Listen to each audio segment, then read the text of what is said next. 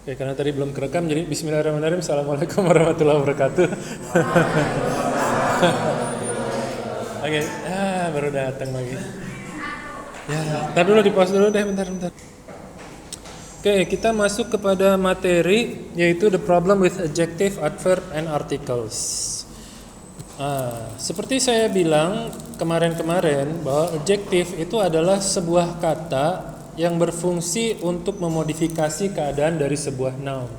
Dan kemarin kita udah belajar bahwa dia di dalam sebuah sentence dia hanya bisa maunya itu sama noun saja, tidak bisa memodifikasi selain noun, ya. Dia tidak bisa memodifikasi verb, tidak bisa memodifikasi adverb, tidak bisa memodifikasi yang lain, gitu ya. Adjective hanya bisa memodifikasi noun saja. Adjective itu apa? Sebuah kata yang menggambarkan keadaan dari sebuah kata benda, yang mana dia mendeskripsikan keadaan tersebut, ya. Di sini adjective saya definisikan kembali. Pertama, definisi adjective adalah sebuah kata yang memberikan ciri-ciri kepada sebuah kata benda. Yang kedua, adjektif adalah sebuah kata yang memberikan karakter kepada sebuah kata benda.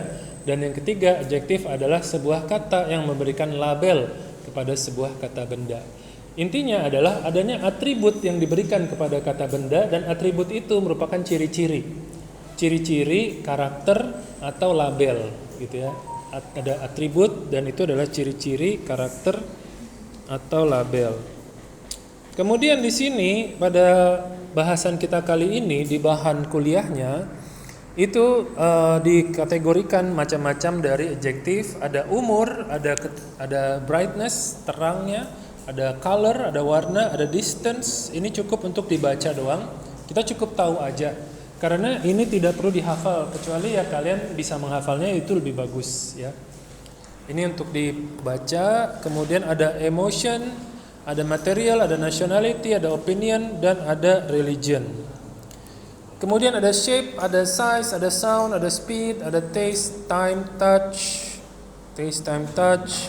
Nah, intinya adalah pada balik lagi ke teorinya, bahwa adjektif itu memberikan atribut berupa ciri-ciri kepada sebuah noun atau kata benda.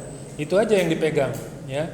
Kalau ini untuk wawasan doang nih yang ada di slide, gitu ya. Nah, kemudian dibahas lagi beberapa fungsi dari adjektif. Pertama adalah untuk membentuk sebuah noun phrase. Apa itu Pak noun phrase? Coba kita lihat di sini ada nggak? Ada.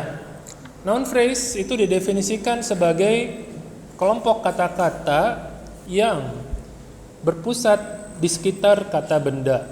Ya, a noun phrase is a group of words centered around a noun.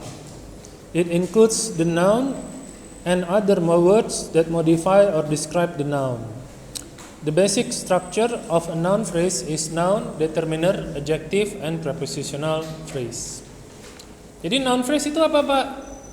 Secara singkat, noun phrase itu adalah ungkapan kata benda. Ungkapan kata benda yang diungkapkan dalam kalimat-kalimat pendek. Contoh, frase kata benda dalam bahasa Indonesia. Ada hidung belang. Hidung adalah noun, belang adalah sifat, adjektif. Hidung dan belang, hidung belang, gitu ya. Tapi bukan maknanya itu ya, maknanya kan berbeda gitu ya. Tapi itu adalah ungkapan. Contoh, ada tangan panjang. Tangan panjang, tangan kata benda, panjang adalah adjektif atau sifat, gitu ya. Nah, itu disebutnya frase kata benda atau disebutnya noun phrase. Next, ada di sini kita lihat the black cat. The black cat yang menjadi nounnya adalah cat. Kemudian determinernya itu adalah the, adjektifnya adalah black. The black cat. Nah, kemudian di sini determiner ini perlu kita perhatikan juga. Determiner itu adalah several, few, ya, itu beberapa, all, many. Itu adalah determiner, penentu berapa banyaknya jumlah dalam sebuah kata benda. The black cat berarti kucingnya cuma ada satu, ya. The black cat. Nanti the, pemakaian the ini kita akan bahas. The ini adalah sebuah artikel. Kemudian several students from the biology class. Students, determinernya several, adjektifnya adalah biology. Nah, di sini ya kita akan lebih jelas dengan contoh ini. Contoh di sini noun phrase beautiful, beautiful girl, ya. Beautiful girl adalah noun phrase, frasa kata benda. Ya, cukup dengan kalimat yang pendek beautiful girl. Kemudian tight dress itu juga frasa kata benda. Ungkapan-ungkapan yang dalam bentuk kalimat pendek. Tight dress, expensive hotels, broken leg, compassionate person. Nah, itu semua adalah noun phrase. Nah, di sini noun phrase ditaruh di dalam sebuah kalimat. Kita lihat di sini noun phrase-nya, my sister is a very beautiful girl. Beautiful girl-nya adalah noun phrase-nya, tapi di sini ditaruh dalam sebuah kalimat. Jadinya tidak dalam bentuk frase, tapi dalam bentuk kalimat. Nah, noun phrase di sini berfungsi sebagai sebuah adjektif. Jadi fungsinya dari noun phrase itu dipakai untuk memberikan ciri-ciri kepada my sister. Beautiful girl-nya is my sister. My sister is a beautiful girl, ya kan? Nah, maka beautiful girl-nya adalah adjektif, noun-nya adalah my sister. My sister-nya noun sebagai subjek, diciri-cirikan sebagai beautiful girl. Adik saya yang mana? Itu loh yang gadis cantik itu adalah adik saya, gitu ya. Maka itu adalah adjektif. Noun phrase sebagai adjektif. Next, noun phrase tight dress. I do not like wearing a tight dress. Di sini kita lihat bahwa tight dress itu tidak memodifikasi keadaan dari I. Ya kan? Nah, di sini tight dress adalah noun phrase, tidak berfungsi sebagai adjektif, tapi dia berfungsi sebagai pelengkap kalimat, bukan sebagai adjektif, ya. Noun phrase-nya. Noun phrase di sini dia dress-nya itu adalah noun dan tight-nya itu adalah adjektif. Jadi dia sebagai pelengkap kalimat di situ. Ya, dia bukan sebagai adjektif gitu. Dia pelengkap kalimat yang berdiri sendiri, ya. Tight dress. Tapi bisa juga sebagai adjektif, kira-kira begitu. Next, adjektif itu bisa lebih dari satu. Bisa boleh lebih dari satu. Contoh ada ugly brown, thick black, wonderful caring, celebrated veteran, dan bright starry. Kalau ugly brown, ugly itu adalah adjektif, brown juga merupakan adjektif. Brown itu color, ugly itu adalah looks gitu ya, penampilan gitu ya. Itu mengatributkan kepada si noun, yaitu nounnya berupa jaket. Nah, kita harus lihat di sini atributnya itu kepada noun yang mana, ya. Nounnya adjektifnya mengatributkan kepada noun berupa jacket, gitu ya. Nounnya adalah si jaket. Jaketnya diberi atribut ugly and brown, gitu. Ugly brown adjektif, ugly-nya adjektif, brown-nya juga adjektif. Jadi adjektif itu bisa lebih dari satu dalam memberikan ciri-ciri kepada sebuah noun, gitu. Next, adjektif juga ada juga adjektif yang muncul sebelum noun. Possible. Dalam beberapa contoh di atas, kebanyakan dari adjektif muncul sebelum noun. Akan tetapi ada juga beberapa adjektif yang muncul setelah noun. Oh, ini muncul sebelum noun, ada muncul setelah noun. Adjektif yang muncul setelah noun ini ada able, possible, available, manageable. Nah, ada possible, available, manageable. Bukan pada posisinya sih, saya lebih melihat bahwa kalau yang able itu adalah sebuah adjektif, gitu. Next, ada adjektif yang muncul setelah. Namanya di sini adjektif yang muncul setelah indefinite pronoun. Kita udah belajar indefinite pronoun, ya. Kata ganti kata benda untuk sesuatu yang tidak pasti. Someone, something, anyone, anybody, itu kan adalah indefinite pronoun. Indefinite itu tidak jelas, ya. Indefinite pronoun yang tidak jelas, ya. Nah, setelah indefinite pronoun itu bisa diikuti dengan sebuah adjektif. Kenapa? Karena pronoun itu sendiri itu adalah kata ganti untuk noun. Noun diatributkan dengan adjektif. Maka pronoun, kata ganti dari noun, itu bisa juga diatributkan dengan sebuah adjektif.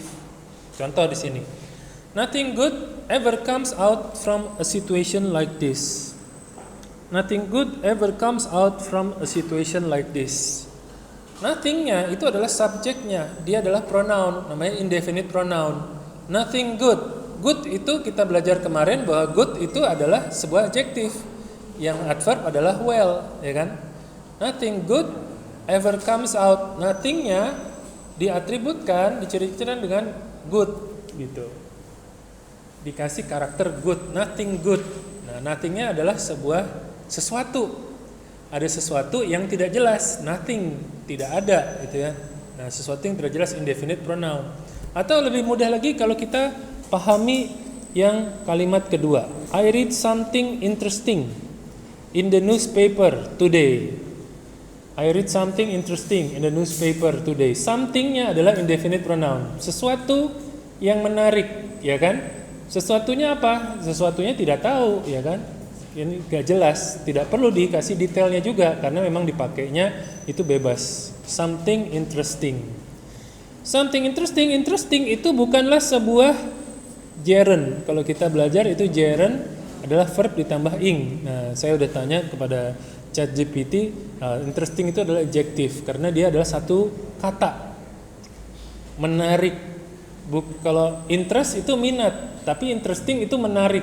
Jadi interesting itu adalah sebuah kata, bukan sebuah verb, gitu ya. Bukan ingnya, ingnya bukan tambahan, tapi sebuah kata, gitu ya. Jadi I read something interesting. Somethingnya adalah indefinite pronoun, pronoun yang tidak jelas. Dia bisa dikarakterkan dengan adjektif interesting, menarik. Karakter dari something tersebut is interesting, ya. Sifat dari something tersebut adalah interesting. Ada something yang diberi atribut menarik. Ada sesuatu yang saya baca dan sesuatu itu menarik. There is something that I read and that something is interesting. Maka atribut interesting diberikan kepada something, ya kan? Something boleh dikasih atribut adjektif karena dia adalah kata ganti dari noun. Dia merupakan kata ganti dari noun, dia merupakan pronoun, gitu kan? Pronoun kata ganti dari noun, maka dia fungsinya sama seperti noun, gitu, ya. Oke. Next, adjektif tadi adalah yang pertama adalah adjektif sebagai noun phrase, dan yang kedua itu adalah adjective as a predicate of nominal sentence.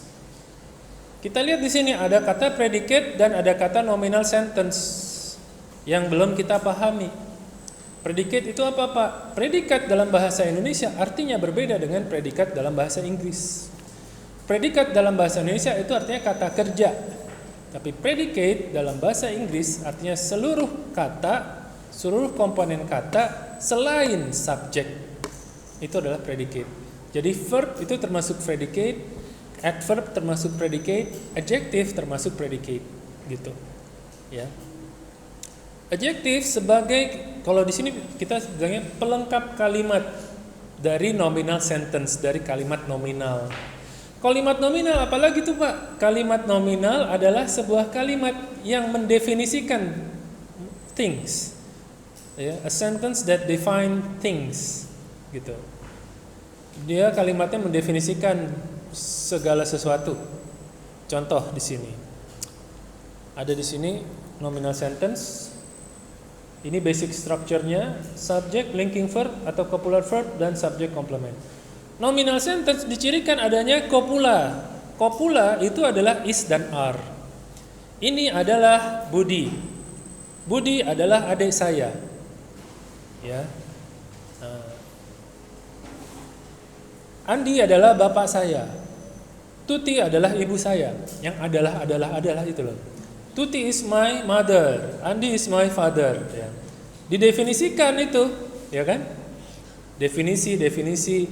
Aqua ini adalah minuman saya. Adalah itu. Is are, gitu ya. Segala sesuatu yang mendefinisikan itu, ya itu adalah namanya nominal sentence, kalimat nominal. Contoh di sini. Ada subjek, she is a doctor. Subjeknya pronoun adalah she. Kopulanya adalah is. A doctor itu adalah sebuah subjek komplement.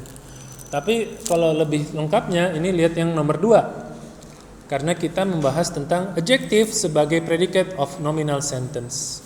The painting is beautiful. Saya ganti dengan copula. Copula ya namanya. The painting looks beautiful. Nah, di sini katanya dia selain pakai copula, dia juga bisa pakai namanya linking verb. Yaitu verb yang berfungsi menyambungkan. Tapi karena dia kalimat nominal, verbnya itu mendefinisikan sesuatu. Contoh di sini, the painting looks beautiful. Lukisan itu terlihat cantik, ya kan? Kalau saya ganti dengan copula jadinya the painting is beautiful. The painting is beautiful. Ya. Kenapa saya nggak pakai are? Karena kalau singular itu pakai is. Kalau plural baru pakai are. Ya. Kalau saya bilang the paintings are beautiful, berarti paintingsnya ada banyak, ya kan? Maka boleh saya pakai are. Kecuali kalau ya itu saya hanya painting doang, maka harusnya pakai is. The painting is beautiful, ya kan? Paintingnya, the painting itu adalah lukisan, itu adalah kata benda. Isnya adalah copula. Saya pakainya, ini saya ganti looksnya jadi is karena ada hubungannya dengan nominal sentence, lebih gampang memahaminya begitu ya. Walaupun di sini selain copula itu ada juga namanya linking verb, itu boleh dipakai. Tapi kita belum membahas linking verb, jadi pakai copula aja. Nah, isnya atau are-nya, isnya itu adalah si copula. Kemudian beautiful-nya adalah sebuah adjective. Jadi adjective di sini berfungsi sebagai predicate of nominal sentence. Nah, selain dari adjective fungsinya sebagai noun phrase dan nominal sentence, predicate of nominal sentence, ada beberapa adjektif yang menggunakan suffix, tapi ini cukup diketahui aja, cukup dibaca aja, kecuali kalau kalian udah bisa menghafalnya, it's no problem if you want to memorize it ya. Tapi kalian cukup mengetahuinya saja sambil lalu, nanti akan terbiasa sendiri. Semua yang akhiran able dan able itu adalah adjektif. Semua yang akhirannya all, full, ian, kemudian full, ian, if, less, like. Kemudian ada aus, all, every, I see, I shall, I y, dan lain-lain. Sebagai aturan umum yang disepakati, adjektif hanya memodifikasi noun dan tidak memodifikasi selain noun. Jadi hal-hal seperti verb dan adverb tidak dapat dimodifikasi oleh adjektif. Next, masuk kepada bahasan adverb. Adverb adverb itu biasanya berakhir dengan kata li. Ya, adverb berakhir dengan kata li. Clearly, quickly, locally, dan seterusnya. Selain digunakan untuk memodifikasi sebuah verb, ternyata adverb juga bisa digunakan untuk memodifikasi adjective and another adverb. Nah, di sini kita lihat. Jadi kan kalau adverb itu kan hanya terkait dengan how, when, where, dan to what extent. Kalau adverb itu yang saya ajarkan kemarin, dia itu memodifikasi sebuah verb, ya. Dia memodifikasi sebuah verb yang saya ajarin kemarin terkait dengan how things are being done, ya kan? How things are being done. Tapi ternyata ada juga yang lain-lain, ya kan? Kan itu ada how things are being done, when the things are being done, kemudian where, kemudian ada to what extent. To what extent itu adalah very, extremely, almost, barely, rarely, rather, itu adalah to what extent. She runs quickly, dia lari dengan cepat. She runs quickly, ya, dengan cepat. How does she runs? How does she runs? She runs quickly. Bagaimana dia memperformkan kegiatan berlari? Dia berlari dengan cepat. Itu adalah menjawab pertanyaan dari how, ya, gitu. Karena di sini ada tambahan bahwa adverb itu tidak hanya memodifikasi verb atau action word, tapi bisa juga modifikasi adjective dan adverb. Maka kita perhatikan contoh-contohnya di depan. Contoh, ini adalah contoh adverb memodifikasi sebuah adjective. The coffee is too hot. Kopinya terlalu panas. Terus saya ganti, the coffee is very hot. Kopinya sangat panas. Kopinya sangat panas. Kopi adalah sebuah noun. Is-nya itu adalah sebuah copula. To how, to-nya adalah sebuah adverb mendeskripsikan to what extent, sampai seberapa jauh panasnya itu. To what extent, too hot, atau very hot, atau extremely hot. Nah, hotnya adalah sebuah adjektif memberikan atribut kepada coffee, ya kan? Hotnya adalah sebuah adjektif memberi atribut kepada noun, nounnya adalah kopi. Atribut panas diberikan kepada kopi, gitu, ya. Jadi ciri khasnya dari adjektif memberikan atribut kepada sebuah kata benda. Ya. Karena atribut itu adalah milik kata benda. Misalkan kayak kemarin saya bahas, the cake is sweet. The cake tastes sweet. Atribut manis itu bukan pada rasa. Rasa bisa rasanya itu apa ya, macam-macam gitu ya. Rasa itu tidak manis itu tidak diatributkan kepada rasa, tapi diatributkan kepada kue. Bisa nggak kita makan kue tapi kita nggak makan kue tapi kita merasa manis? Berarti kuenya yang manis, bukan rasanya yang manis, ya kan? Karena kuenya manis jadi rasanya manis. Bukan karena rasanya manis jadi kuenya manis. Karena kuenya dikasih banyak gula, udah pasti kuenya itu atributnya adalah manis, gitu kan? Jadi atribut dari adjektif hanya dikasih kepada sebuah noun, bukan kepada sebuah verb. Kalau verb diatributkan dengan sebuah adverb. Ya. Adverb itu adalah how, when, where, dan to what extent. Gitu. Nanti kita akan belajar tentang atribut sebuah verb. Tapi kita lanjutin lagi tentang adverb that modifies adjective.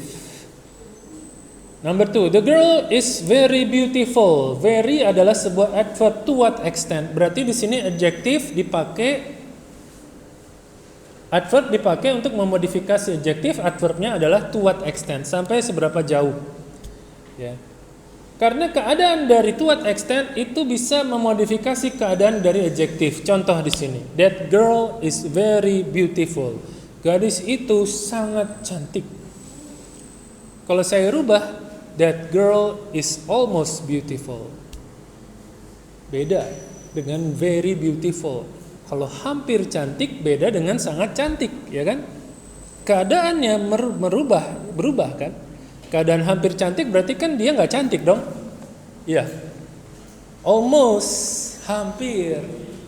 Kalau very sangat cantik. Kalau almost hampir, kan gitu. Ya. Berarti itu merubah keadaan dari sebuah adjektif, merubah keadaan dari sebuah atribut. Ya. Gitu. That girl is very beautiful. Are you rather nervous? Yang number 3. Are you rather nervous? Apakah kamu agak gugup? Beda dengan are you very nervous? Apakah kamu sangat gugup? Beda dengan rather nervous. Kamu agak gugup ya? Beda dengan kamu sangat gugup ya? Beda ya keadaannya. Kalau agak gugup dengan sangat gugup, kalau sangat gugup kan berarti dia gugup banget, ya kan? Beda dengan agak gugup. Agak-agak gugup beda dengan sangat gugup, ya. Keadaan agak-agak dengan sangat itu namanya adalah sebuah adverb. Sebuah kata yang memberikan atribut kepada kata kerja atau kata sifat atau another adverb. Itu kata keterangan intinya sih. Tapi terbatas hanya pada how, when, where, dan to what extent, ya. Next adalah adverb digunakan to explain verb. Adverb digunakan to explain verb. Contoh di sini. You must do your homework carefully. To explain verb, biasanya adverb yang digunakan adalah how. How things are being done. Bagaimana sesuatu dikerjakan. You must do your homework carefully. You must do your homework carefully. How do you must do your homework? Bagaimana kamu harus mengerjakan PR-mu? Kamu harus mengerjakan dengan hati-hati. Ya. Itu menjawab pertanyaan bagaimana, how. How does the homework is being done? Bagaimana PR-nya dikerjakan? The homework will be done carefully. Jawab how. Berarti kalau adjektif tadi makanya to what extent, kalau verb memakainya adalah how. Ya. He studies diligently. Dia belajar dengan rajin. Dia belajar dengan rajin. He studies diligently. Dia belajar dengan rajin.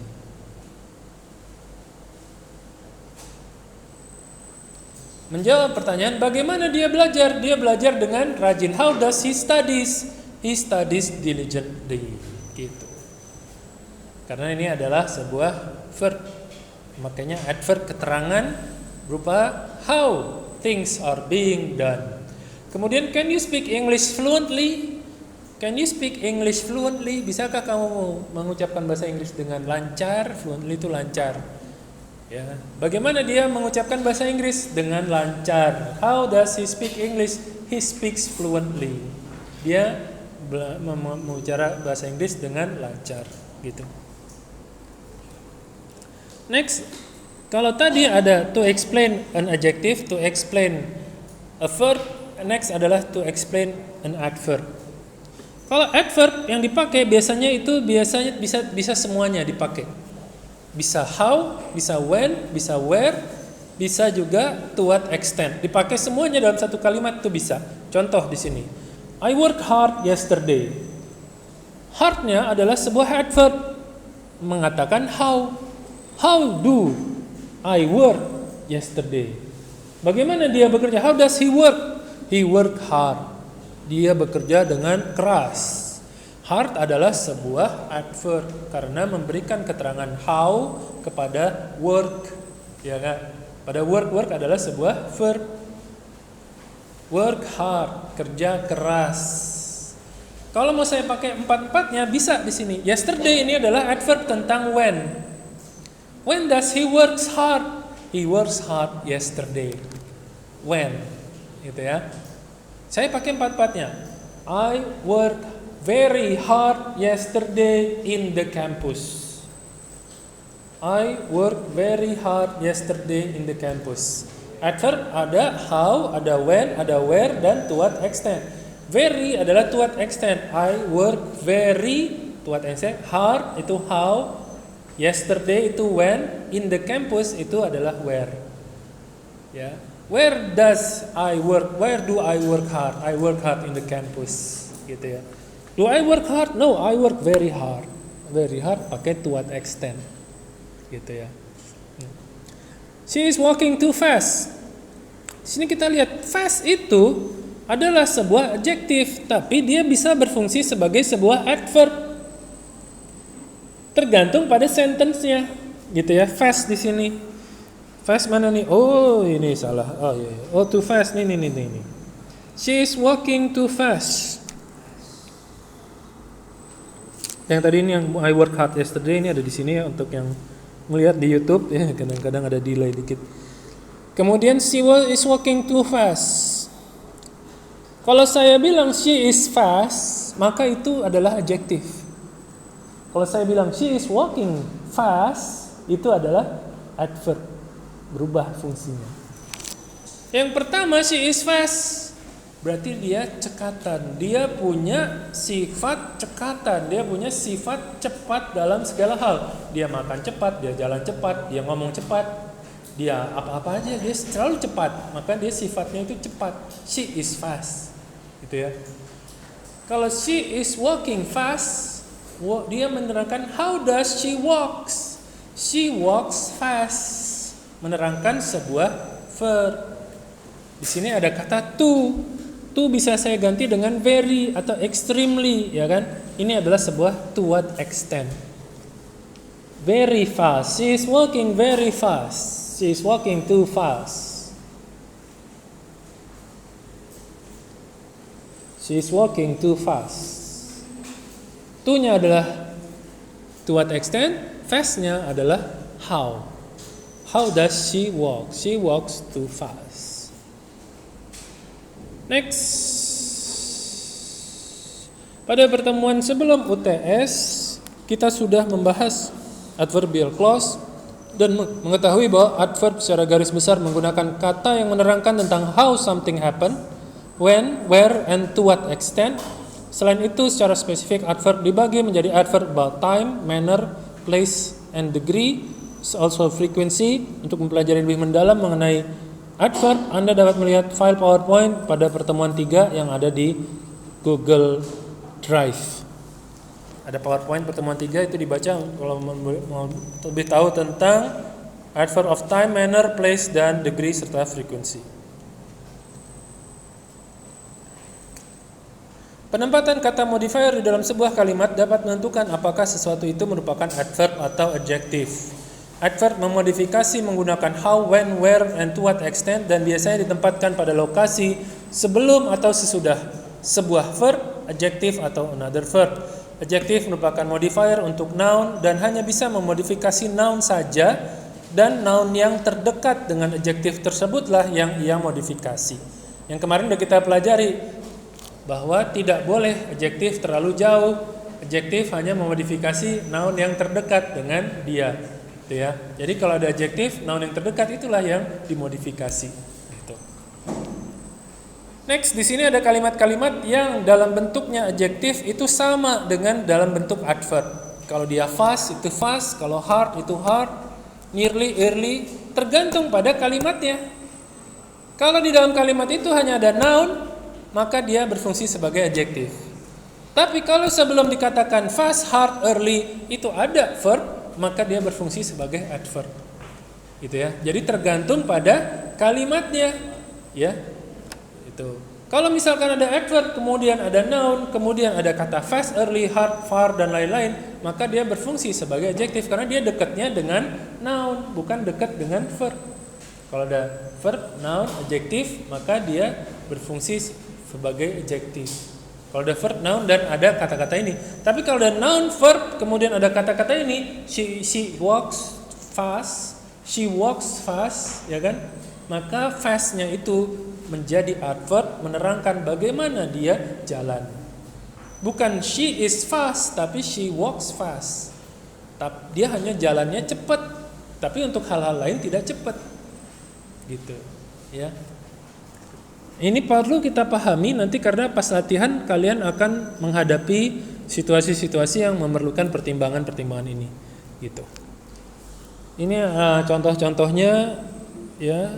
Perhatikan di sini, fast car, fastnya itu dekat dengan car. Drives fast, ini fastnya dekat dengan drives. Drive adalah sebuah verb. Di sini ada aturannya. Kalau adjektif itu hanya noun, kalau verb, adverb itu noun tidak bisa, verb, adjektif, dan another adverb terkait dengan how, when, where, and to what extent. Next, we we go into article. Artikel itu apa, Pak? Artikel itu adalah penggunaan a, an, dan the. Jadi itu ada aturannya dalam menggunakan a, an, dan the. Ini untuk tes TOEFL. Jadi kalau a, an, dan the-nya salah berarti kalimat itu salah. Itu yang dipilih atau itu yang dihilangkan. Articles are used before nouns. Articles can be divided into two categories, definite article and indefinite article. The definite article is used before a noun to indicate that the identity of the noun is known to the reader. The indefinite article a and an is used before a noun that is general or when its identity is unknown. Nah, ada dua artikel, satu definite dan dua indefinite. Yang pertama definite dikatakan definite karena dia jelas. Indefinite karena tidak jelas. Yang definite itu pakai the, yang indefinite pakai a dan an. Ya. Kalau the untuk sesuatu yang jelas, kalau an untuk sesuatu yang tidak jelas atau belum dikenali, gitu ya. Ini adalah pembagiannya. Artikel di sini bukan partikel ya. Artikel di sini ada the, an. The bisa dipakai untuk singular plural dan the bisa dipakai untuk countable dan uncountable noun. Singular plural itu apa? Singular berarti dia sendiri. My brother itu sendiri, beda dengan my brothers. Gitu ya. A kid itu beda dengan the kid. Misalkan kids gitu ya. Nah, perlu saya terangkan kembali di sini ada countable dan uncountable noun. Nah, uncountable dan uncountable noun itu apa, Pak? Adalah kata benda yang bisa dihitung. Ada kata benda itu ada yang bisa dihitung dan tidak bisa dihitung. Kata benda yang bisa dihitung contohnya kelereng, kemudian botol, kemudian ada laptop, semuanya bisa kelihatan kalau bisa dihitung. Tapi kata benda yang tidak bisa dihitung itu apa? Yang kayak udara, di sini bisa kita hitung udara nggak? Ada oksigen berapa persen di sini kita bisa hitung nggak? Dengan kasat mata, nggak bisa kan? Makanya kalau ada kata air dalam bentuk yang jamak itu adalah air, bukan airs. Ada oksigen itu bukan oxygens, tapi oksigen aja. Walaupun dia jumlahnya ada banyak, tetap disebutnya oksigen karena dia tidak bisa dihitung, gitu ya. Jadi sesuatu yang bisa dihitung itu bisa singular, bisa plural, ya kan? Bisa singular, bisa plural. My brother sama my brothers bisa dihitung nggak kakak? Manusia kelihatan bisa dihitung kan, ya kan? Sesuatu yang tidak bisa dihitung juga bisa singular, bisa plural. Bisa singular, bisa plural. Sesuatu yang tidak bisa dihitung. Contoh, ya tetap penyebutannya sama. Kalau oksigen ditaruh di dalam botol, itu kan jadinya dia ada satu botol oksigen, ya kan? Singular dia bisa disebut ada oksigen di dalam botol. There is an oxygen in the bottle, ya kan? Tapi kalau kita berbicara soal oksigen secara banyak di ruangan ini, berarti kan ada banyak oksigen, ya kan? Kita tetap menyebutnya oksigen karena dia uncountable, tapi dia plural, tapi karena dia uncountable maka tidak pakai s, gitu ya. Jadi di sini singular plural itu tidak terpengaruh dengan countable dan uncountable, ya. Yang countable bisa singular bisa plural, yang uncountable juga bisa singular dan bisa plural juga.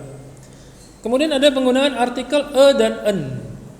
Kalau itu digunakan untuk noun yang bunyinya itu konsonan, itu konsonan. Kalau en itu digunakan untuk noun yang bunyinya vokal. A-I-U-E-O itu vokal, konsonan itu selain A-I-U-E-O. Oke.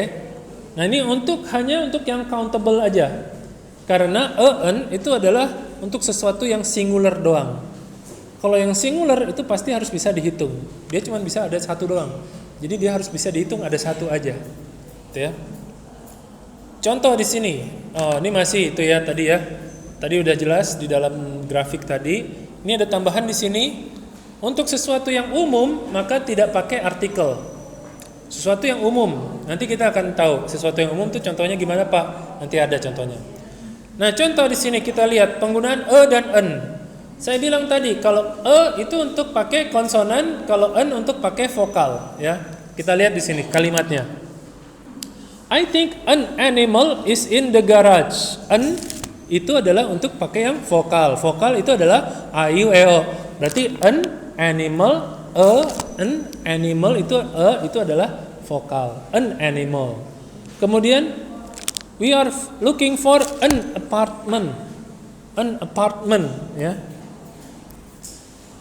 We are looking for an apartment. Kemudian that man is a scoundrel. A scoundrel. Scoundrel itu harus pakai konsonan. Ya, scoundrel itu s bukan vokal. Vokal itu adalah a-i-u-e-o. Dia pakainya an. Contoh lagi, I own a cat and 2 dogs. An unhappy boy, a red apple, an apple, some apples. Kemudian ada pertanyaan, Pak, kalau university saya pernah jawab kemarin di kelas yang sebelumnya. Kalau university itu kan dia pakai u ya, Pak. Kok dia sebutannya nggak boleh a university tapi an university? Kenapa, Pak? Gitu. Padahal dia kan vokal, dia kan pakai u kan? Pakai u, harusnya dia pakainya an dong. Harusnya pakai an dong karena dia u kan? Kan an itu untuk vokal, ya kan? A-I-U-E-O kan? An. Tapi kalau saya jawab an university itu salah, Pak. Dia bilang gitu. Harusnya yang benar adalah a university. Kenapa, Pak? Ternyata saya kaji, saya teliti, saya dalami. Oh, ternyata penyebabnya adalah yang dimaksud vokal dan konsonan itu adalah bunyinya, bukan tulisannya. University itu pakai Y penyebutannya, university, maka dia menggunakan a university. Gitu, ya. Kalau penyebutannya ada konsonan, maka kita pakainya sama kayak university itu, a university, bukan an university, tapi a university. Kemudian ada juga huruf yang konsonan, tapi kita menggunakannya an. Kenapa bisa? Contoh hour